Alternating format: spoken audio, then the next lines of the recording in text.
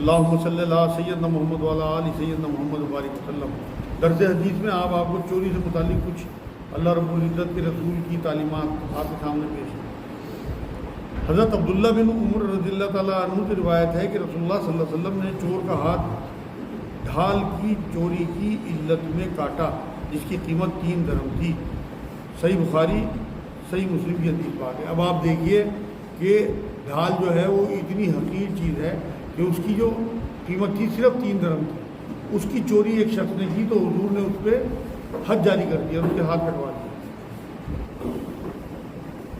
حضرت عبد الرحمن بن عوف رضی اللہ تعالیٰ عنہ سے روایت ہے کہ رسول اللہ صلی اللہ علیہ وسلم نے فرمایا کہ جب چور کو چوری کی سزا دی جائے تو مال مسروقہ کا تاوان بھی اس پر لازم ہوگا، مطلب مال بھی اسے واپس کرنا پڑے گا۔ سنن نسائی، یہ نہیں کہ اس کے اوپر حد جاری ہو گئی تو مال اس کا ہو گیا۔ مان لو آپ نے کسی 1 لاکھ روپے چرائے اور آپ اسلامی مملکت میں ہیں اور گورنمنٹ نے آپ کے ہاتھ کٹوا دیے، اس کے بعد وہ پیسے بھی آپ کو واپس کرنے پڑیں گے اور آپ کو توبہ بھی کرنی پڑے گی جب اللہ کے یہاں معافی ملے گی۔ یہاں کی سزا آپ کو مل گئی، اگر آپ نے توبہ نہیں کی تو اوپر آپ کو اس کی سزا ملنی ہے حرام اس گناہ کی۔ اسی طرح کوئی بھی گناہ ہو، اگر آپ کو یہاں اسلامی مملکت میں سزا مل بھی گئی اور آپ نے توبہ نہیں کی تو اوپر بھی آپ کی پکڑ ہوگی، لیکن اگر آپ نے توبہ کر لی، ہاتھ کٹے میں زندگی گزار دی تو انشاءاللہ تعالیٰ آپ کی اوپر اللہ کے یہاں معافی ہوگی۔ یہ سنن نسائی کی حدیث پاک ہے۔ سورہ مائدہ کی 38 نمبر آیت میں بھی اللہ رب العزت نے چور مرد اور عورت کے ہاتھ کاٹے گئے، یہ سزا اور عبرت ہے ان کے لیے۔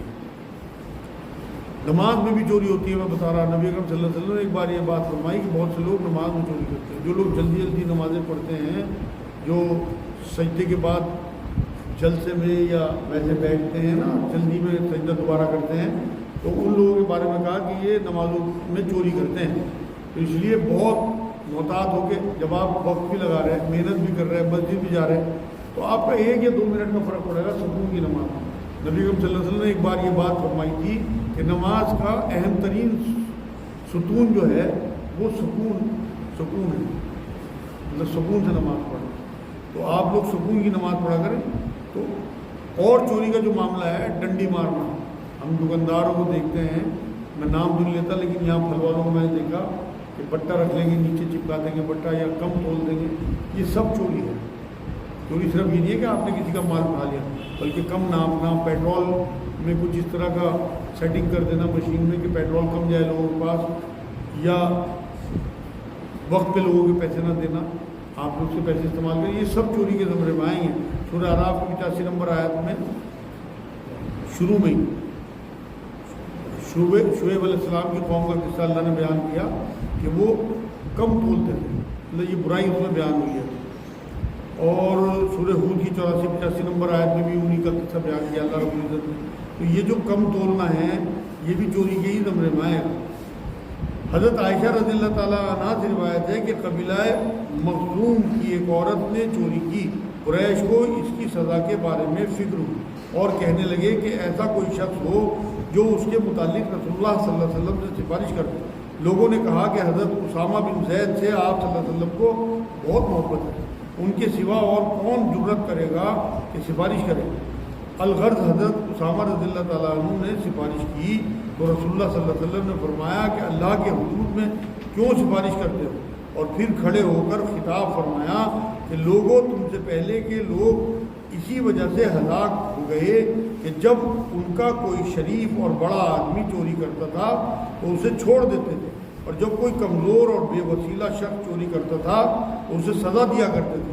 اللہ کی قسم اگر حضرت فاطمہ بنت محمد رضی اللہ تعالیٰ عنہ بھی چوری کرے تو میں اس کا بھی ہاتھ کاٹ ڈالوں۔ صحیح بخاری صحیح مسلم کی حدیث پاک ہے۔ اس عورت کا نام بھی فاطمہ تھا جس نے چوری کی، تو نبی نے یہی فرمایا کہ یہ فاطمہ کیا، میری اپنی فاطمہ بھی چوری کرے تو میں اس کے ہاتھ بھی کٹوا دوں۔ سورہ ممتحنہ کی 12 نمبر آیت میں اللہ رب العزت نے عورتوں کا ذکر کیا ہے کہ جو رسول اللہ صلی اللہ علیہ وسلم کے پاس بیعت کے لیے آتی، بیعت کرنے کے لیے، تو یہاں یہی فرمایا کہ جب یہ تمہارے پاس عورتیں آئیں تو ان سے پہلے یہ عہد لو۔ اس میں جو عہد قرآن بیان کرتا ہے مومن عورتوں کی بیعت کی شرط ہے، ایک تو وہ شرک نہیں کریں گے اور دوسرے نمبر پہ چوری نہیں کریں گے۔ تو چوری جو ہے وہ بڑے گناہوں میں ہے اسلام میں، اس کے آگے پھر اسی آیت میں کہ بدکاری نہیں کریں گی، اولاد کو قتل نہیں کریں گی. آج جو ہماری بچی ہے یا ہماری بہنیں بیٹی ہے ایبورشن کرا دیتی ہیں کہ ایک بچہ چھوٹا ہے ہم کس طرح پالیں گے کس طرح، یہ سب قتل میں آئے گا. اپنی اولادوں کو قتل کرنا اس ٹائم تھوڑی قتل کرتی تھی عورتیں، بلکہ یہ حدیثیں جو ہیں قیامت تک کے لیے ہیں. تو یہ میری بہنیں جو ایبورشن کی طرف جاتی ہیں، سن لیں اس آیت نبی اکرم صلی اللہ علیہ وسلم، میں سورہ ممتحنہ 12 نمبر آیت کے بارے میں بتا رہا ہوں، قرآن میں جا کے پڑھ لیں. جو اپنی اولادوں کو ناحق قتل کریں گی وہ سب پکڑی جائیں گی. مطلب رسول اللہ سے ان کا تعلق نہیں ہے.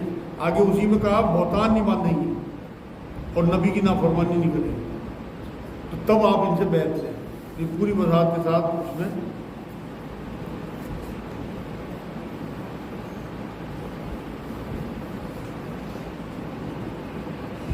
حضرت ابو ہریرہ رضی اللہ تعالیٰ عنہ سے روایت ہے کہ کوئی شخص مومن ہوتے ہوئے نہ تو زنا میں مشغول ہوتا ہے، نہ چوری کرتا ہے، نہ شراب خوری میں مبتلا ہوتا ہے، اور نہ کھلا کھلا لوگوں کی نظروں کے سامنے کسی کو لوٹتا ہے. صحیح مسلم کی حدیث پاک ہے. مطلب جب یہ کام آپ کرتے ہیں چوری کا، ڈکیتی کا اور لوگوں کا مال مارنے کا، تو آپ اس میں ایمان میں نہیں ہوتے. اگر اس ٹائم آپ کی ڈیتھ ہو جاتی ہے تو آپ بے ایمان گئے اللہ کے، چاہے آپ کا نام کتنے ہی مسلمانوں والے ہوں. صحیح مسلم کی حدیث پاک ہے.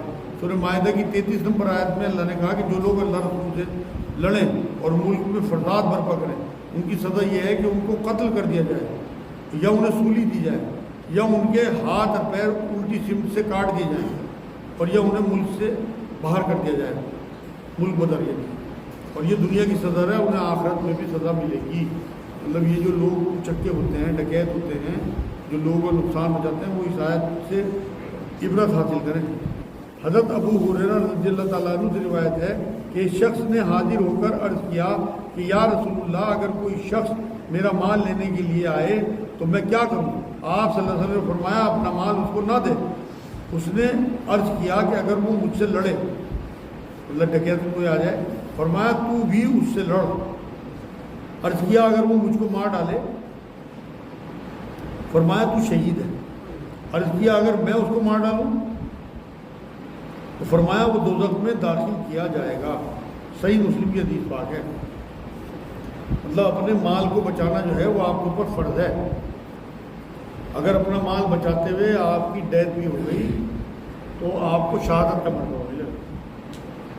کہ آج